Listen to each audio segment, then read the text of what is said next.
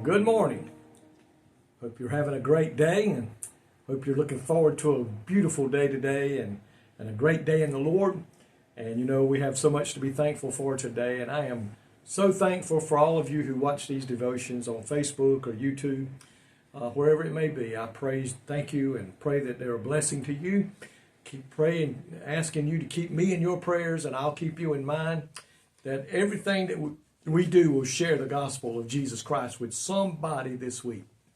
I want to talk to you today, found in Acts chapter 20, verse 35, and I'm also going to mention 1 John chapter 3, verse 17.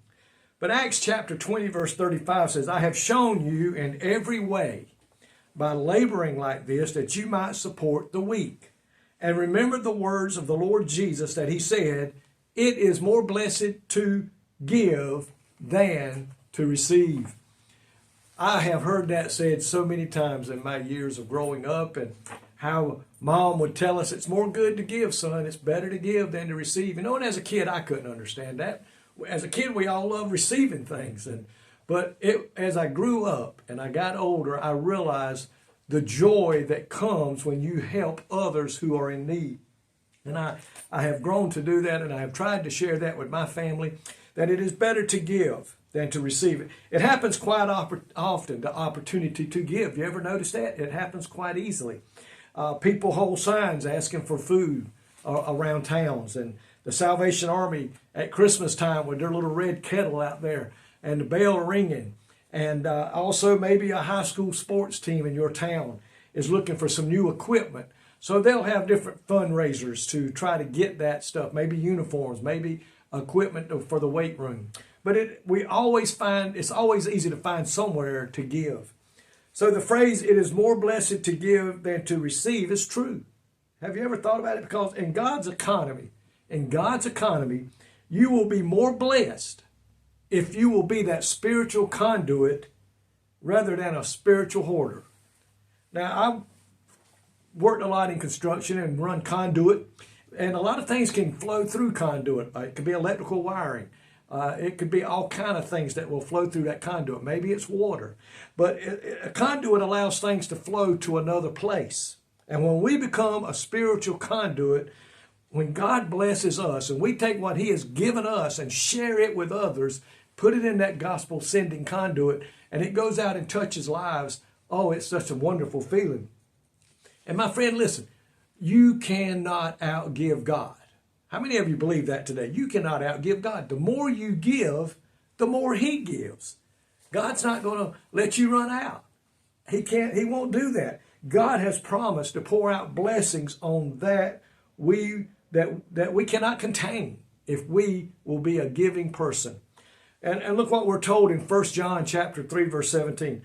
But whosoever has this world's goods and sees his brother in need and shuts up his heart from him, how does the love of God abide in him? Wow. Look at that message there, my friend. He said, if you have the goods, you have the means and the availability to help someone that is in need, and especially somebody in a brotherhood, and the brother in the Lord, sister in the Lord, and you don't do it. He said, how can the love of God be in you? The love of God, if it's in you, should compel you to go out and help those who are in need. And sometimes it's not necessarily money.